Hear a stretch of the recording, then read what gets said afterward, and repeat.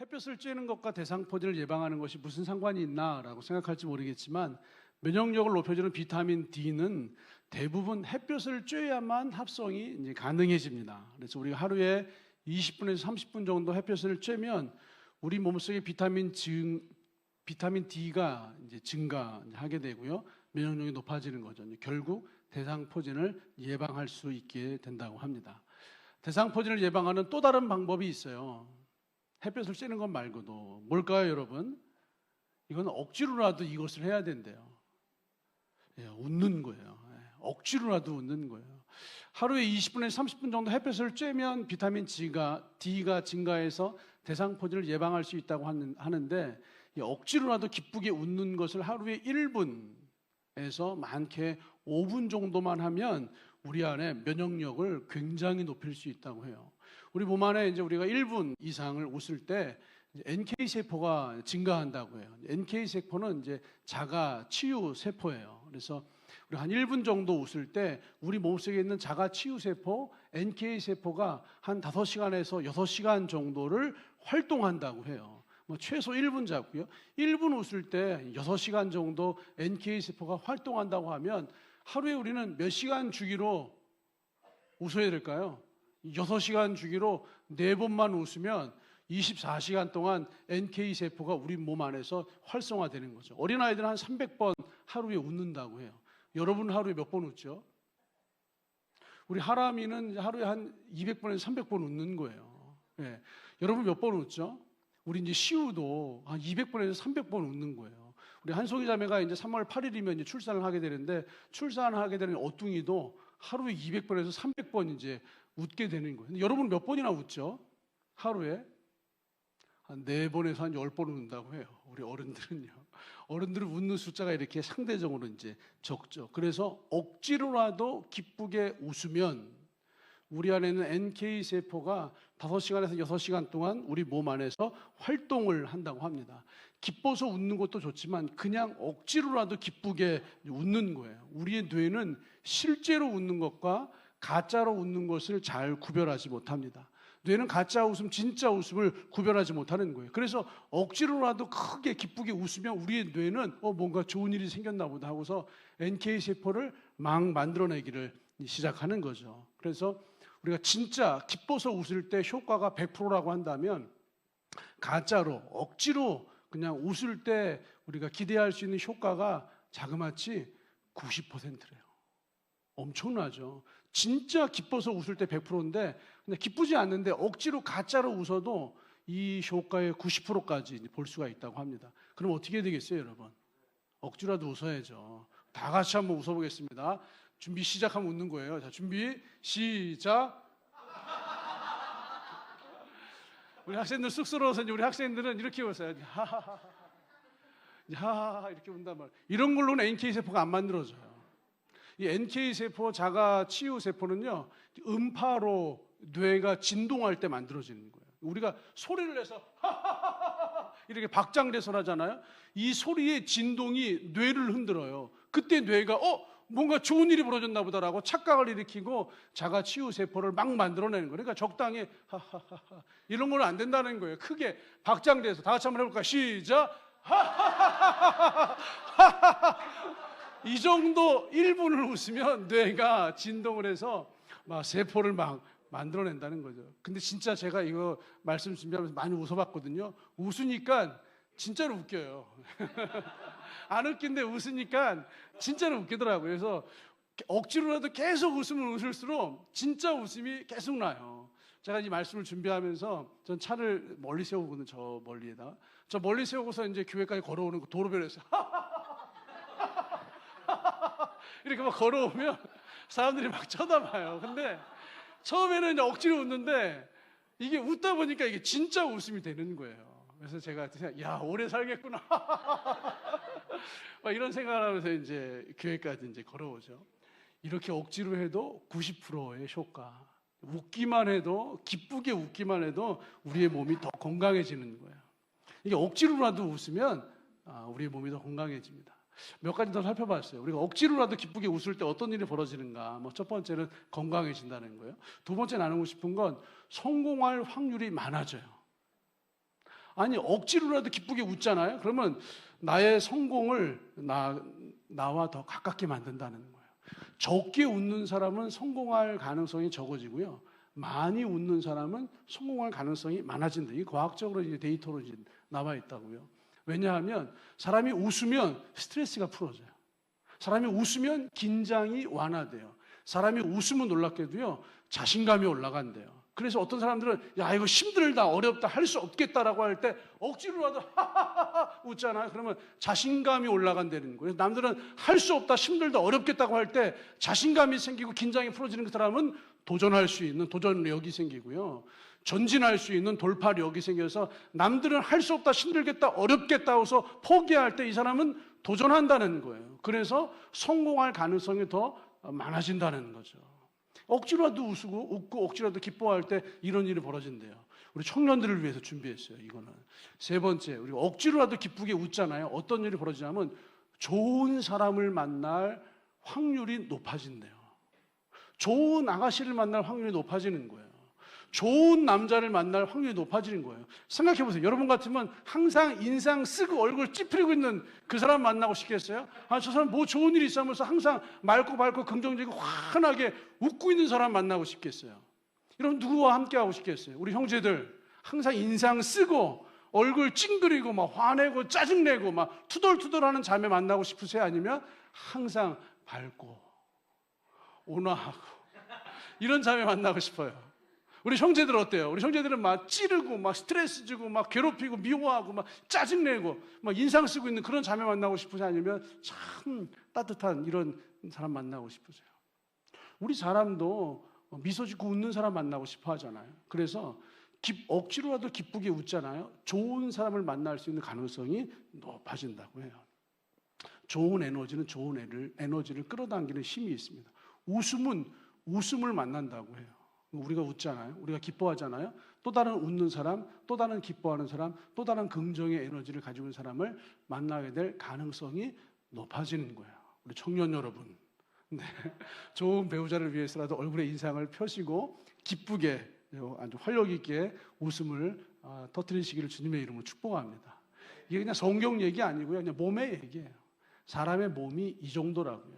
그런데 우리 크리스천들의 기쁨은 그것을 훨씬 더 뛰어넘습니다. 우리 믿는 자의 기쁨은 그것을 초월하는 하나님의 능력인 줄 믿습니다. 이 복음은요, 이 복음은 이 세상의 모든 것을 뛰어넘게 하는 아버지의 능력이에요. 이 복음은 모든 믿는 자를 구원함에 이르게 하는 하나님의 능력이라고 로마서가 선포하고 있습니다. 이 복음은 모든 한계를 불가능을 뛰어넘게 하는 하나님의 능력, 복음의 능력, 기쁨의 능력이에요, 여러분. 그래서 이 사도 바울이 이 기쁨의 소식, 뛰어넘는 복음의 소식, 뛰어넘는 이 기쁨의 소식을 우리에게 선포하면서 이렇게 말씀하는 거죠. 항상 기뻐하라. 얼굴에 인상을 펴고 항상 기뻐하라. 여러분 다시 말하노니 항상 주 안에서 기뻐하라. 이렇게 말씀하고 있어요. 하나님이 저와 여러분에게 주신 것은 의와 평강과 희락, 기쁨이에요, 여러분. 하나님이 우리에게 주신 것은 염려하고 근심하고 걱정하는 마음이 아니라 우리에게 주신 것은 의와 평강과 희락, 기쁨을 우리에게 주셨다라고 로마서가 선포하고 있어요. 하나님의 나라는 마시는 것과 먹는 것이 있지 아니하며 하나님의 나라는 의와 평강과 희락, 기쁨이라. 이게 하나님의 나라예요. 하나님의 복음은 마시는 것, 먹는 것이 있지 아니하고 하나님의 복음은 의와 평강과 희락, 기쁨이라. 이게 로마서 14장 17절의 말씀이에요. 이 복음은 모든 믿는 자를 구원함에 이르게 하는, 이 복음은 모든 믿는 자를 그 상황과 한계를 건너뛰게 하는 하나님의 능력, 하나님의 기쁨인 것을 로마서가 우리에게 선포하고 있습니다. 이 복음은 절대적인 아버지의 능력이에요. 슬픔을 기쁨으로 바꾸는 능력이에요. 이 절망을 소망으로 바꾸는 능력이에요. 이 어두움을 하나님의 환한 빛으로 바꾸는 능력이 하나님 아버지의 복음인 줄 믿습니다. 이게 복음이라고 하는 거예요. 그런데 대부분의 참 많은 사람들이 슬픔 가운데 있어요. 어둠 가운데 있어요. 절망 가운데 있어요. 그냥 힘들어해요. 걱정하고 근심하고 얼굴에 써 있어요. 입으로는 주 안에서 기뻐해. 그런데 얼굴 표정은 세상 모든 짐을 다 짊어지고, 이게 불가능한데요, 저는. 그 얼굴에 근심과 무거운 표정을 지으면서 주 안에서 기뻐해. 이 찬양하는 게 진짜 불가능한 것 같은데 정말 많은 사람들이요, 세상 모든 무거운 짐을 나 홀로 짊어지고 입으로는 주 안에서 기뻐해. 입으로는 할렐루야. 입으로는 주님을 찬양한단 말이에요, 여러분. 사도 바울이 선포합니다. 기뻐하십시오, 여러분. 이 복음을 만난 여러분 기뻐하시기를 우리 주님의 이름으로 축복합니다. 하나님이 우리에게 주시는 건 고통, 근심, 걱정, 염려가 아니라 여러분 사랑과 희락과 화평이라고 하는 기쁨을 우리에게 주신 줄 믿습니다. 여러분 두려워하지 말라, 놀라지 말라, 염려하지 말라, 낙심하지 말라. 창세기에서부터 요한계시록까지 정말로 무수히 많은 성경 속에서 하나님 우리에게 말씀하고 있어요. 두려워하지 말라, 내가 너와 함께한다. 놀라지 말라, 내가 너와 함께한다. 왜 두려워하지 말라고 하는 거죠? 사람의 마음이 두려워하고 있다는 거예요. 왜 놀라지 말라고 하는 거죠? 사람의 마음이 놀라고 염려하고 근심하고 있다는 거예요. 하나님 우리에게 주시는 마음은 뭐라고요? 의와 화평과 희락이라. 하나님 우리에게 주시는 것은 의로움이에요. 하나님 우리에게 주시는 건 화평, 여러분 소망과 기대감이에요. 하나님 우리에게 주시는 건 희락, 기쁨이라고 해요, 여러분. 하나님이 주시는 감정이 아니라 세상의 다른 감정으로 우리의 마음을 채우고 있는 사람들이 너무 많다는 거예요. 그래서 오직 성령의 열매는 뭐죠? 사랑과 희락, 기쁨이에요. 성령이 우리 안에 계시다면 우리는 이미 사랑과 의와 평강과 기쁨으로 채워져 있는 줄 믿습니다. 그런데 우리 마음에 정말로 일부분을 차지하고 있는 두려움을 붙잡고 있어요. 염려를 붙잡고 있어요. 불안을 붙잡고 있어요. 근심과 걱정을 붙잡고 있어요. 그냥 저 사람이 뭔가 뒷배가 있어서 준비가 돼서 평안한 게 아니에요. 주님을 붙잡고 있기 때문에 평안한 거예요. 뭔가 조건이, 형편이, 상황이 돼서 기쁜 게 아니에요. 주님을 붙잡고 있기 때문에, 주님으로 채우고 있기 때문에 그냥 기쁜 거예요, 여러분. 우리는 이미 성령 안에서 기뻐할 수 있는 준비가 다 된 줄 믿습니다. 그래서 사도 바울이 말씀하는 거예요. 이건 권면이 아니에요. 명령이에요. 항상 기뻐하라. 내가 다시 말하는데 반드시 기뻐해라. 사도 바울은 이렇게 지금 말씀하고 있는 거예요. 이 복음과 믿음은요, 우리의 감정과 굉장히 깊게 연결되어져 있습니다. 여러분의 감정이 이 복음과 연결되어져 있어요.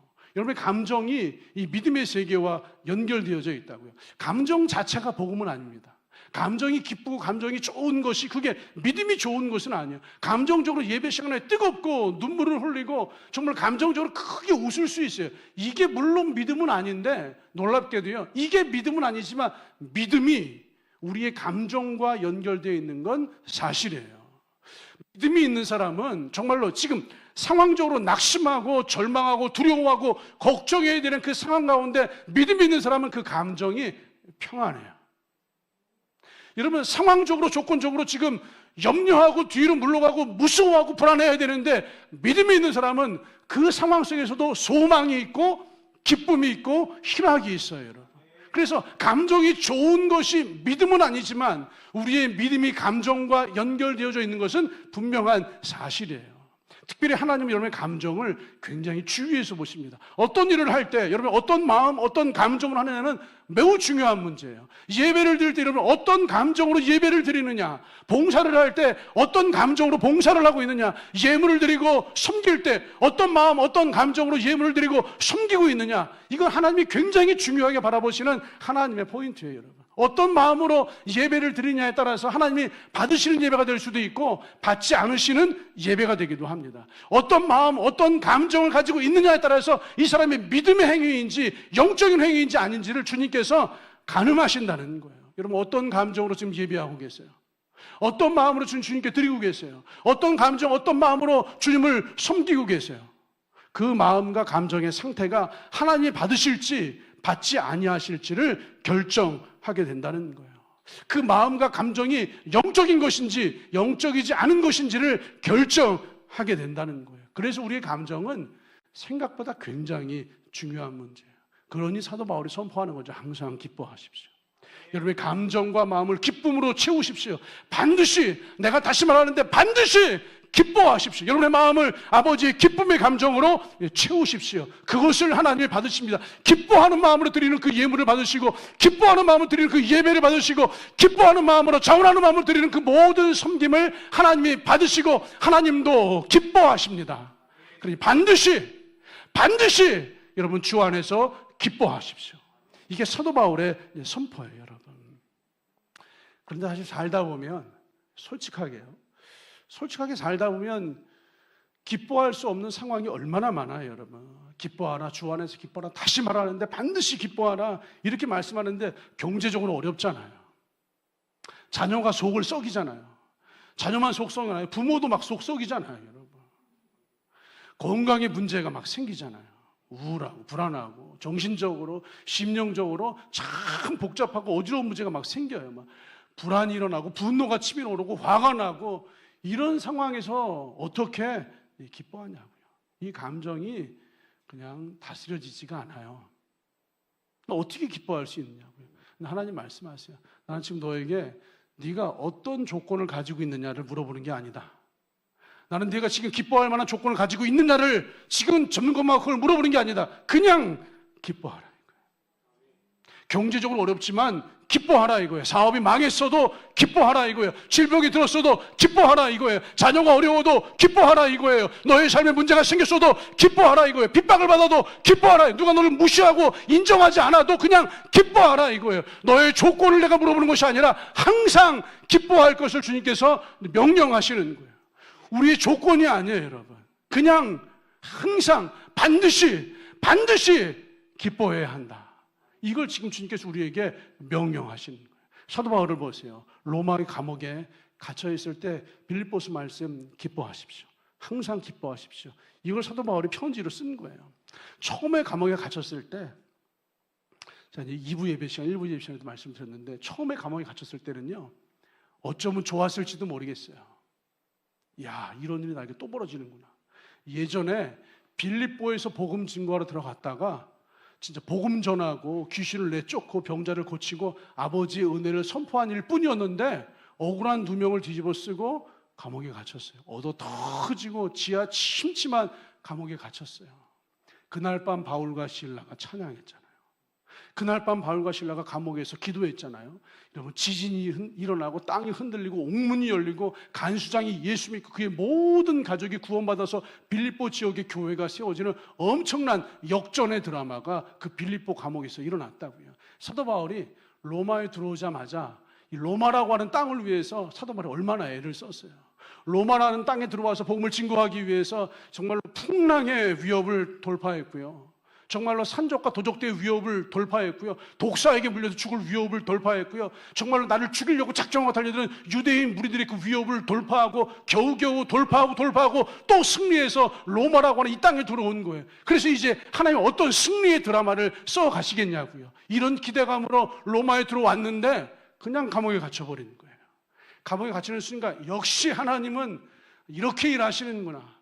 나를 또 일할 수 없게 만드시고 여기서 또 찬양하고 기도하는 중에 옥문이 열리고 간수장이 예수 믿고 로마의 교회가 세워지고 황제에게 복음이 선포되어지고 로마 제국이 주님의 나라 하나님 나라가 되겠구나. 이런 기대감으로 그날 밤 얼마나 찬양했겠냐고. 주여 하면서 막 찬양하고 주여 하면서 기도하고 막 주 안에서 하면서 얼마나 찬양과 기도를 사도 바울이 오히려 드렸겠냐고요. 그런데 그날 밤에 아무 역사가 안 일어나요. 일주일을 찬양하고 기도했는데 아무런 변화가 일어나지 않아요. 한 달을 찬양하고 기도하고 주여 이 옥문이 열릴지어다. 옥문이 열릴지어다. 예수 이름으로 선포한다. 열릴지어다. 한 달을 선포해도요. 사도 바울이 감옥에서 풀려날 기미가 보이질 않아요. 왜 이러지? 한 달 동안 여러분의 문제를 가지고 기도하시잖아요. 해결될 기미가 보이질 않아요. 상황이, 조건이, 형편이 풀어지지를 않아요. 이거 왜 이러지? 가만히 생각해 보니까 빌립보는 그냥 작은 도시잖아요. 로마는요, 로마 제국의 수도, 로마 황제가 머물러 있는 도시. 이 정도라면 일주일짜리는 아니겠죠. 아, 내가 착각했구나. 한 달 너무했지. 좀 더 하자. 뭐 2달, 3달, 뭐 찬양하고 기도하고 열릴지어다. 열릴지 얼마나 선포했겠어요. 1년이 다 돼가도록 열리지가 않아요. 또 기도하고 찬양하고 2년이 됐는데도 열리질 않아요. 어느 날 간수장이 찾아와요. 드디어 옥문을 척 열어주더라고요. 나오시오. 사도 바울이 감옥에서 풀려났어요. 이야, 주님이 드디어 응답하시는구나. 그리고 풀려났어요. 이렇게 감옥에서요. 풀려났어요. 풀려나고 이야 주님 할렐루야 이제 시온의 대로가 활짝 열렸습니다라고 사도 바울이 이제 시온의 대로가 활짝 열렸습니다 이걸 선포했을 거예요. 근데 이제 시온의 대춤할 때 다시 들어오시오. 대로가 활짝 열렸으면 못해요. 시온의 대춤할 때 다시 붙잡혀서 감옥에 다시 들어갔어요. 그리고 또 감옥에서 죽은 듯이 시간을 보내다가 결국 감옥에서 순교하고 삶을 마감해버립니다. 이게 지금 기뻐할 수 있는 상황이 아니잖아요, 여러분. 여러분, 사도 바울의 겉모습을 보세요. 사도 바울의 상황을 보세요. 이게 기뻐하고 또 기뻐할 수 있는 상황이 아니에요. 그런데 사도 바울이 우리 예상과 다른 모습을 보여줘요. 완전히 다른 모습을 보여준다고요. 낙심하고 화가 나고 무기력하고 쓰러져 있고 의욕 없고 우울하고 그냥 깊은 절망과 신음 가운데 아유 나 만사 다 귀찮아 끝났어 이렇게 할 것 같은데 완전히 다른 반응을 보여요. 빌립보 교인들에게 내가 소문을 들어보니까 여러분 안에 기쁨이 사라졌다고 하는데, 내가 흘러 들어오는 이야기를 들어보니까 여러분 마음 안에 감사가 사라졌다고 하는데 여러분 기뻐하십시오. 여러분 주 안에서 기뻐하십시오. 항상 기뻐하십시오. 내가 흘러 들어온 이야기를 들어보니까 하늘바람교회 성도들이 인상이 구겨져 있고 기쁨이 없다고 하는데 하늘바람교회 성도 여러분 기뻐하십시오. 주 안에 기뻐하십시오. 오늘 이다지도 좋을까 척사대회 한다고 하는데 진짜 신나게 하하하 기뻐하십시오. 사도 바울이 지금 빌립보 교인들 이렇게 편지를 쓰는 거예요. 기뻐하라. 항상 기뻐하라. 내가 다시 말하노니 반드시 기뻐하라. 이게 사도 바울이 이렇게 이야기하는 거예요. 나는 지금 기쁘다는 거예요. 나는 감옥에 갇혀있지만 기쁘다는 거예요. 나는 조건으로 상황으로 형편으로 나의 겉모습으로는 기뻐할 수 없는 조건이 분명하지만 그럼에도 불구하고 나는 하늘로부터 부어지는 기쁨이 내 안에 충만하다는 거예요. 그러니 너희도 기뻐하라라고 사도 바울이 하나님의 이름으로 명령합니다. 이 기쁨은 상황과 상관없는 기쁨이에요. 지금 우리 크리스찬들이 가져야 될 기쁨은 억지로 하는 그 기쁨이에요. 그것을 뛰어넘어서 상황과 상관없는 기쁨이에요. 조건과 상관없는 기쁨이에요. 나의 상황이 기뻐할 수가 없단 말이에요. 지금 나의 조건이 기뻐할 조건이 전혀 아니란 말이에요. 그럼에도 불구하고 상황과 조건과 이런 겉모양과 전혀 관계없는 이 기쁨, 여러분 이 기쁨을 우리에게 명령하는 거예요. 상황이 좋아서 기뻐하는 건 그냥 당연한 거예요. 예수 안 믿는 사람들도 크리스찬 아닌 사람들도 상황이 좋아서 직장에서 승진했어요. 기뻐하는 게 당연한 거예요, 여러분. 새로운 집을 샀어요. 기뻐하는 게 당연한 거예요, 여러분. 새로운 자동차를 샀어요. 기뻐하는 게 당연한 거예요. 우리가 이제 지난 12월에 스타리아를 계약을 했어요. 교회 자동차가 이제 망가져서 4개월, 5개월, 6개월 걸린다고 했는데 지난주 수요일 날 스타리아가 나왔어요. 뭐 한 달 조금 만에 나온 거예요. 기쁘시죠? 안 기쁘신 것 같아요. 어차피 내가 운전할 것도 아닌데 안 기뻐하시는 것 같아요. 이렇게 자동차를 사면 기쁜 거란 말이에요. 자녀가 원하는 대학에 들어갔어요. 기쁜 거예요, 여러분. 사업이 잘 돼요. 기쁜 거예요. 이렇게 기뻐할 수 있는 조건이 돼서 기뻐하는 건 당연한 겁니다. 오히려 승진했는데도 안 기뻐해요. 자동차를 샀는데도 안 기뻐해요. 질병에 고쳐졌는데도 안 기뻐해요. 그건 이상한 거예요. 그런데 기뻐할 수 있는 조건이 돼서 기뻐하는 건 당연한 거예요. 사도 바울은 낙심해야 돼요. 절망해야 돼요. 우울해야 돼요. 근심해야 돼요. 걱정해야 돼요. 염려해야 돼요. 우울한 마음, 두려워하는 마음, 세상 마음에 흠뻑 빠져 있어야 돼요. 그런데 기뻐하는 거예요. 상황과 관계없이 기뻐하는 거예요. 조건과 관계없이 기뻐하는 거예요, 여러분. 이게 하늘에서부터 부어지는 기쁨의 본질이라고 하는 거예요. 상황과 관계없이 나는 기뻐합니다, 이거예요. 조건과 관계없이 나는 기뻐합니다, 이거예요. 이것은 예외를 두는 기쁨이 아니에요. 이런 상황에서는 기뻐하지 않아도 된다가 아니에요. 모든 상황에서 예외 없이 기뻐하라. 항상 기뻐하라. 이거 예외 없는 기쁨이에요. 반드시. 내가 다시 말하는데 반드시 어떤 예외도 두지 말고 기뻐하라라고 주님께서 말씀하시는 거예요. 여러분 어떠세요? 여러분 기뻐할 만한 조건이 있으세요? 기뻐할 만한 조건이 별로 없어요, 여러분. 그런데 주님 우리에게 말씀하십니다. 기뻐하라. 기뻐하라. 이 몸으로 억지로라도 기뻐해도 90%의 효과를 이 몸의 건강에 본다고 하잖아요. 근데 하늘로부터 부어지는 기쁨을 너의 마음에 채우면 진짜 가짜 웃음이 아니라 진짜 웃음으로 진짜 기뻐할 수 있는 하나님의 은혜를 경험하게 된다는 거예요. 사도 바울이 그랬어요. 감옥에서도 억지로 가짜가 아니라 감옥에서도 진짜 하늘로부터 부어지는 이 땅의 조건이 아니라 하늘의 조건으로 부어지고 채워지는 하늘의 기쁨의 본질을 사도 바울이 그 감옥 안에서도 누렸다고요. 어떻게 해요? 어떻게 감옥 안에 있으면서 이 땅에 조건이 없는데 하늘의 조건으로 채워져서 이 땅에서 기뻐할 수 있었죠? 성경은 크게 두 가지를 말씀합니다. 첫째는요, 자기를 비우라는 거예요. 이건 믿음의 시작이고 중간이고 마지막이고 믿음의 성수이고 완성이고 믿음의 전부예요. 자기를 비우시는 거예요. 나를 비우는 거예요. 이게 첫 번째, 하늘의 조건으로 기뻐할 수 있는 기쁨의 조건. 두 번째, 성령으로 채우라는 거예요. 자기를 비우십시오. 여러분을 비우십시오. 그리고 비워졌다면 그 자리에 성령으로 채우십시오. 잘 들어보세요. 너무나 평범한 말 같지만 빌립보서 2장에 아주 유명한 말씀이 있습니다. 너희 안에 이 마음을 품으라. 그 다음 뭐죠? 곧 그리스도 예수의 마음이니. 너무나 유명한 말씀이에요. 너희 안에 이 마음을 품으라. 어떤 마음이에요, 여러분? 곧 그리스도 예수의 마음을 품는 것. 그렇다면 그리스도 예수의 마음은 어떤 마음이죠? 너희 안에 이 마음을 품으라. 곧 그리스도 예수의 마음이니. 그렇다면 그리스도 예수의 마음은 어떤 마음이에요? 7절 말씀 보세요. 오히려 자기를 비워 종의 형체를 가지사. 자기를 비우는 마음이 그리스도 예수의 마음이에요. 주님 우리에게 명령하시는 거예요. 여러분, 이 마음을 품으십시오. 그리스도 예수님의 마음을 품으십시오. 여러분의 마음을 예수님의 마음으로 품으시고 여러분의 마음을 예수의 마음으로 채우십시오. 그렇다면 예수의 마음은 어떤 마음입니까? 다른 게 아니에요. 여러분의 마음을 비워내시는 거예요. 여러분의 마음을 비우는 것이 예수님의 마음이에요. 그리고 여러분의 마음을 비워내야 돼요. 여러분, 이런 마음을 한번 들여다보세요. 그냥 못마땅해요. 너가 못마땅하는 게 아니야. 그냥 못마땅해요. 못마땅한 마음이 있잖아요. 불편해요. 불편한 마음이 있어요. 미워하는 마음이 있어요. 인정받지 못해서 막 화가 나요. 이런 마음들은 지금 내 안에 있어요, 여러분. 잘 되지 않아서 꼬이고 막혀서 답답해요. 이런 마음이 있어요. 우울한 마음이 있어요. 절망적인 마음이 있어요. 근심하는 마음이 있어요. 이러다 큰일 나는 거 아니야? 불안한 마음이 있어요, 여러분. 여러분 마음 안에 그런 마음들이 있으시잖아요. 너희 안에 이 마음을 품으라. 곧 그리스도 예수의 마음이니. 예수님은 이런 모든 마음을 싹 비워내셨어요. 뿐만 아니라 하나님 본체임에도 불구하고 예수님이 하나님 자체예요. 얼마나 대단한 것들을 많이 가지고 있게, 능력을, 은혜를, 지식을, 지혜를, 권능을, 권세를, 이 땅의 모든 것을 예수님이 가지고 계세요. 여러분 얼마나 많은 걸 가지고 있어요. 실력을 가지고 있잖아요. 지식을 가지고 있잖아요. 지혜를 가지고 있잖아요. 똑똑하시잖아요. 많이 배웠잖아요. 정말 경험이 있으시잖아요. 여러분 알고 있는 그 어떤 것들이 여러분 마음에 충만하시잖아요. 그것을 싹 비워내시라고요. 너희 안에 이 마음을 품으라. 곧 그리스도 예수의 마음은, 이 마음은 여러분 그 어두운 것들을 싹 비워내시고 그 긍정적이고 좋다라고 생각하는 것들을 싹 비워내시는 거예요.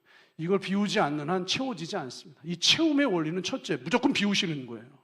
무언가를 채우기를 원한다면 비우시는 거예요. 정말 식사할 때 어떤 순간에 곤란할 때가 있어요. 진짜 내 양껏 뭔가를 퍼와서 맛있게 먹고 있는데 이거보다 더 맛있는 게 그 다음에 나왔어요. 이게 더 맛있는, 이게 보통 맛있는 게 아니라 이거는 안 먹을 수가 없을 정도로 어마어마하게 맛있는 거예요. 근데 내 지금 그 밥그릇에 뭔가 음식이 자꾸 담겨 있어요. 어떻게 하죠? 그 비우기 위해서 억지로 막 빨리빨리 막 먹잖아요. 우리는 밥 공기를 비우기 위해서. 그리고 새로운 음식을 딱 담잖아요. 채우기 위해서는 무조건 비우셔야 돼요. 여러분의 마음도 하나님의 것으로 채우길 원하신다면 비워내셔야 돼요. 이게 땅의 조건으로 기뻐하는 것이 아니라 하늘의 조건으로 부어지는 하늘의 기쁨을 채우는 첫 번째, 비우시는 거예요. 두 번째는요, 비우셨으면 채우셔야죠. 성령으로 채우시는 거예요. 여러분 인정해 주셔야 돼요. 성령의 열매가 기쁨입니다. 이 땅의 조건으로 채워지는 기쁨이 아니라 하늘의 조건으로 채워지는 그 기쁨은 성령님의 열매예요. 성령님이 기쁨의 열매를 주십니다. 우리 이사야 61장 우리 1절부터 3절 말씀을 여러분의 성경처럼 찾아보세요. 이사야 61장 1절에서 3절입니다. 아주 중요한 구절이라 제가 대부분의 성경은 너무나 유명한 구절들인데 이사야 61장은 이제 잘 읽지 않으시기 때문에 찾아보겠습니다. 이사야 61장 1절에서 3절 말씀을 다 같이 합독하시겠습니다. 이사야 61장 1절에서 3절, 여러분의 성경을 찾으시고 좀 밑줄 쫙쫙 그어놓으시고 별표 치시고 접어놓으세요. 그리고 이 말씀을 여러분 마음에 새기시기를 축복합니다. 같이 읽겠습니다. 시작. 주 여호와의 영이 내게 내리셨으니 이는 여호와께서 내게 기름을 부으사 가난한 자에게 아름다운 소식을 전하게 하려 하심이라.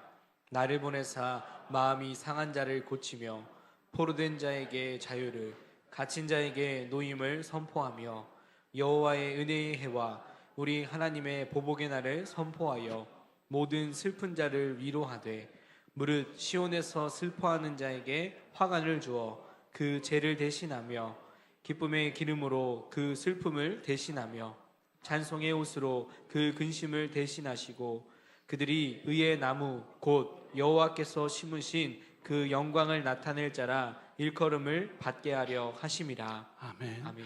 우리 하나님께서 가난한 자에게 아름다운 소식을 전한다고 말씀하세요. 마음이 상한 자를 고치신다 말씀하십니다.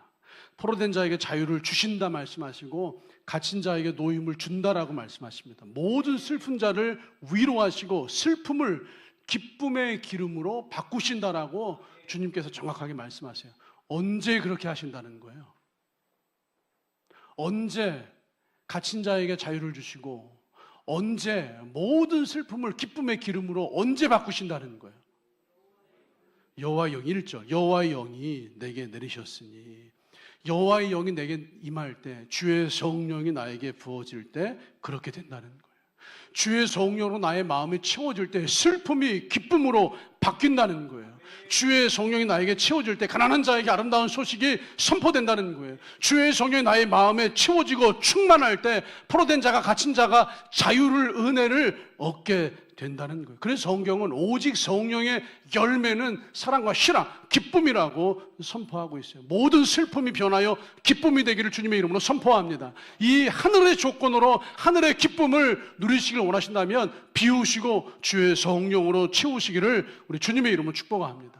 많은 사람들이 오해하는 게 있어요. 이 기쁨은 외부로부터 오는 거라고 생각을 해요. 외부로부터 온다고 착각을 합니다. 밖에서 발생하는 어떤 일이, 밖에서 벌어지는 어떤 상황이 나에게 기쁨을 준다고 생각을 해요. 돈을 많이 벌면 기쁘다고 생각을 해요. 자동차를 사면 기쁘다고 생각을 해요. 새 집을 사면 기쁘다고 생각해요. 땅을 사면 기쁘다고 생각을 해요. 스마트폰만 바꿔도 기쁘다고 생각을 해요. 뭔가 좋은 일이 벌어지면 기쁘다고 생각해요. 그럴 수 있죠. 물론 스마트폰을, 자동차를 바꾸면 기쁜 거예요. 그런데 이 세상의 조건으로 채워지는 기쁨의 문제가 뭔지 아세요? 세상의 조건이 채워지면 기쁘잖아요. 스마트폰이라고 하는 조건만 채워줘도 기쁘단 말이에요. 그런데 세상에 채워지는 기쁨의 문제가 뭔지 아세요?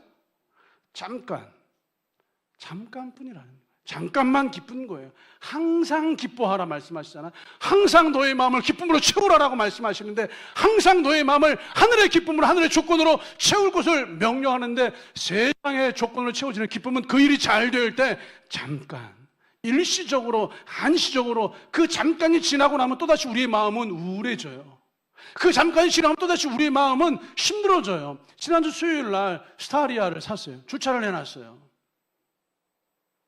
그리고 목요일 날 제가 3층 올라가는데 어떤 검정색 승용차가 스타리아 옆에 바짝 됐어요.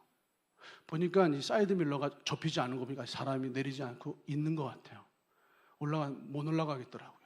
그래서 계속 내려다봤어요. 왜냐하면 공간이 작은데 분명히 운전석에 내리면 문이 콕 하면 찍힐 것 같은데 그래서 계속 쳐다봤어요. 근데 어떤 여자분이 한참 있다가 내리시더라고요. 제가 계속 봤어요. 근데 그분이 굉장히 조심스럽게 잘 내리시더라고요. 이게 차가 교회에 도착하고 하루도 지나지 않아서 온통 스트레스, 긴장감. 만약에 오늘 우리 어느 성도님이 가다가 이제 윷놀이를 하다가 윷을 너무 세게 던져갖고 윷이 자동차 위에 떨어졌다. 제가 이제 겉으로는 기쁨으로 하하 집사님 괜찮아요. 하지만 오후 4시에 저는 혼자 몰래 가서 이렇게 살펴보고 있을 거예요. 혹시 이거 찌그러진 거 아닌가? 이 기쁨이라는 게 잠깐이에요. 일시적이에요. 한시적이에요. 왜냐하면요, 우리 아담이 범죄한 다음에 우리의 마음이 그렇게 세팅이 됐어요. 세팅이 그렇게 됐다. 세팅. 여러분의 마음의 세팅 값이 염려하고 근심하고 절망하고 어두워하고 불안해하고 두려워하는 마음으로 세팅이 끝나버렸어요. 즉 우리의 마음은 의와 희락, 기쁨과 평강으로 세팅이 된 게 아니라 아담의 범죄와 타락 이후로 우리의 마음이 염려하고 근심, 걱정, 우울하고 부정적이고 인상 쓰고 찡그리고 두려워하는 마음으로 세팅이 되어 있기 때문에 이런 어두운 마음으로 세팅이 되어 있는 상태에서 기뻐할 수 있는 조건의 일이 잠깐 벌어지면 그 잠깐 동안 기뻐하다가 또 순식간에 어두운 마음 이 세팅 값으로 돌아가는 거예요, 여러분. 그래서 주님 말씀하시고 이미 여러분의 마음이 어두운 마음, 부정적인 불안, 염려, 근심으로 세팅이 되어 있기 때문에 비우라라고 말씀하시는 거예요. 비우라라고 말씀하시는 거예요. 그래서 빌립보서 4장 6절에 이런 말씀이 있습니다. 아무것도 염려하지 말고 다만 모든 일에 기도와 간구로 너희 구할 것을 하나님께 아뢰라. 아무것도 염려하지 말고 오직 모든 일에 기도와 간구로 너희 구할 것을 하나님께 아뢰라. 이게 무슨 뜻이에요? 너희가 기도와 간구로 하나님께 아뢰지 아니하면 너희가 염려하게 된다는 거야. 아무것도 염려하지 말고 기도와 간구로 너희 구할 것을 하나님께 아뢰라. 하나님께 기도하고 간구하고 아뢰지 아니하면 우리의 마음의 세팅값이 두려워하는 마음이고 우리 마음의 세팅값이 근심 걱정 염려하는 마음이기 때문에 그냥 염려하게 된다는 거예요. 그러니까 염려하는 마음이 비워지기를, 근심하고 걱정하는 마음이 비워지기를, 불안해하고 두려워 떠는 마음이 싹 비워지기를 기도와 간구로 하나님께 아뢰라라고 말씀하신 거예요. 그리하면 하나님의 평강에 너의 마음과 생각을 지키시리라. 기도하는 거예요. 성령님, 나의 마음과 생각을 지켜주십시오. 성령님, 나의 마음에 두려워하고 염려하고 근심하는 마음이 싹 비워지고 주님의 평강과 주님의 기쁨으로 채워질 수 있도록 나의 마음과 생각을 성령님께서 좀 지켜주십시오. 이걸 기도하라, 간구해라, 하나님께 아뢰라, 하나님께 구하라. 이것을 주님께서 우리에게 명령 말씀하시는 거예요. 그래야만 하늘의 조건으로 하늘의 기쁨이 우리의 마음에 채워질 수 있다라고 주님께서 말씀하십니다, 여러분. 이 땅의 조건으로 잠깐 기뻐하는 인생이 아니라 하늘의 조건으로 하늘의 기쁨이 부어지는 복이 있는 성도 여러분의 삶 되시기를 주님의 이름으로 축복합니다. 이 일을 위해서 비워내기를 기도하세요. 이 일을 위해서 채워지기를 기도하세요. 모든 일에 기도와 간구로 하나님께 아뢰어서 기쁨으로 승리하시기를 우리 주님의 이름으로 축복합니다. 우리 찬양하면서 우리 함께 기도하시겠습니다.